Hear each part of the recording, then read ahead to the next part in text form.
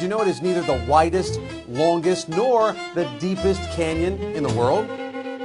In 1956, two commercial airplanes crashed over the Grand Canyon, killing all 128 people aboard in the deadliest aviation disaster of the time. The crash helped spur the creation of the Federal Aviation Administration. Of the 6 rattlesnake species located in the park boundaries, the Grand Canyon pink rattlesnake is the most common, and that reptile suns itself on rocks and sandy trails looking for lizards to eat. Some 770 people have died in the Grand Canyon, and due to some inconsistencies in the record, the real number is probably a lot higher than that. Just last year, park officials said there were 24 fatalities. There are several tales of ghosts haunting the national park.